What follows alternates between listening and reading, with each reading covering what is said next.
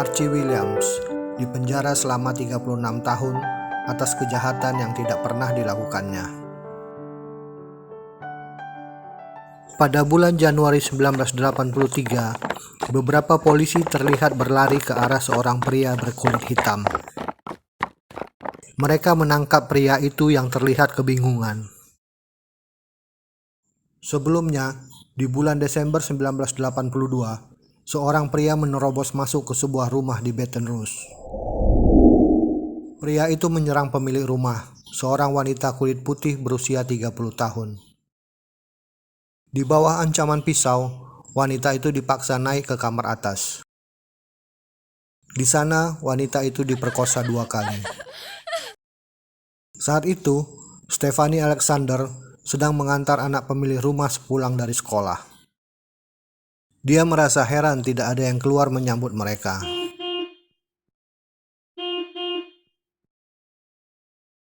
Stephanie pun masuk dan memanggil pemilik rumah. Mendengar itu, si penyerang menjadi panik. Dia menikam pemilik rumah 2 kali dan melarikan diri. Dia berpapasan dengan Stephanie di tangga. Stephanie segera memanggil polisi. Polisi pun segera datang dan mengumpulkan barang bukti. 9 sidik jari diambil dari berbagai lokasi di rumah tersebut. Saat itu, pemeriksaan sidik jari masih dilakukan secara manual. Vonis bersalah. Archie Williams diadili. Dia dituduh melakukan perkosaan dan percobaan pembunuhan. 11 dari 12 juri mengatakan Archie bersalah. Dia divonis penjara seumur hidup ditambah 80 tahun tanpa boleh mendapat pengampunan. Anda dihadapkan pada pilihan untuk menjadi kuat atau lemah, karena setiap hari Anda akan selalu diuji. Pada 4 Januari 1983, Archie dibawa ke penjara Angola di Louisiana. Penjara ini dikenal sebagai penjara yang korup dan brutal. Sering terjadi perkelahian di antara sesama narapidana. Hari berganti minggu, minggu berganti bulan, bulan berganti tahun, dan tahun berganti dekade. 12 tahun setelah dipenjara, Archie mendengar berita mengenai lembaga bantuan hukum IPNO. IPNO diketahui banyak membebaskan orang yang dipenjara bukan karena kesalahan mereka. Archie menyurati IPNO untuk meminta bantuan mereka dan mengirim semua transkrip pengadilan atas kasusnya. Saya mendengar mengenai kantor Anda dari seorang teman. Saya tahu orang-orang pasti telah menghubungi Anda, tapi saya mohon, jika Anda mampu dan bersedia, tolonglah saya. Saya akan menghargai bantuan apapun yang bisa Anda berikan. Jika Anda bersedia untuk membacanya, di lembaran terakhir terdapat argumen penutup dari kasus saya. Terima kasih. Semoga Tuhan memberkati Anda dan keluarga. Mr. A. Williams.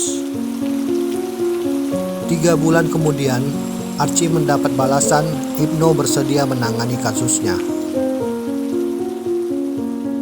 IPNO mulai mempelajari kasus Archie. IPNO menemukan bahwa korban yang mempunyai tinggi badan 170 cm pernah bersaksi bahwa penyerangnya lebih tinggi daripadanya. Stephanie juga mengatakan hal yang sama. Tinggi badan Archie hanya 162 cm. Ini tidak sesuai dengan gambaran pelaku. Archie juga memiliki alibi. Ibu, adik, dan temannya bersaksi bahwa Archie sedang tidur saat perkosaan itu terjadi. Saat itu, pengujian serologi atau pengujian DNA belum tersedia. Identifikasi hanya berdasarkan penglihatan dan ingatan korban. Sederetan foto diperlihatkan pada korban. Korban menunjuk foto Archie dan mengatakan bahwa dialah pelakunya. Tahun 1996, saat identifikasi DNA mulai dikenal, IPNO meminta agar tes itu dapat dilakukan pada kasus Archie. Tapi negara bagian Louisiana belum memiliki undang-undang yang mengatur mengenai penemuan baru ini. Tes DNA baru dapat dilakukan 13 tahun kemudian. Saat itu, barulah diketahui bahwa DNA yang terdapat pada sperma di tubuh korban adalah milik suami korban. Tapi penemuan itu tidak memberikan tersangka baru. Akibatnya Archie tetap mendekam di penjara. 5 tahun kemudian, pada tahun 2014, teknologi NGI ditemukan. Tetapi baru pada tahun 2019, kepolisian Louisiana memberi izin untuk menggunakannya. Seluruh sidik jari yang dikumpulkan dari TKP diperiksa kembali. Hasilnya, NGI menemukan bahwa sidik jari tersebut adalah milik seseorang yang bernama Stephen Forbes. Stephen Forbes adalah seorang pria kulit hitam yang ditangkap pada bulan Juni 1986 karena kasus perkosaan dan pencurian. Dia melakukan 4 perkosaan selama tahun 1985 dan 1986. Forbes diketahui memiliki masalah kejiwaan. Dia meninggal di penjara pada tahun 1996. Archie Williams bebas. Anda tidak bersalah. Atas nama negara bagian Louisiana, kami meminta maaf atas penderitaan yang terpaksa Anda alami. Jaksa Wilayah Baton Rouge Timur, Hiller Moore. Archie dijemput oleh keluarga dan bibinya Saundra Christmas yang selalu hadir di setiap persidangan sejak Archie ditangkap. Selama 36 tahun, bibinya tidak berhenti mencari bantuan untuk ponakannya itu. Archie pindah ke California untuk memulai hidup baru. Namanya dikenal ketika dia tampil pada acara America's Got Talent tahun 2020. Archie membawakan lagu milik Elton John, Don't Let the Sun Go Down on Me. Elton John menulis di Twitternya, "Mataku berkaca-kaca mendengar cerita Archie dan melihatnya menyanyikan lagu Don't Let the Sun Go Down on Me."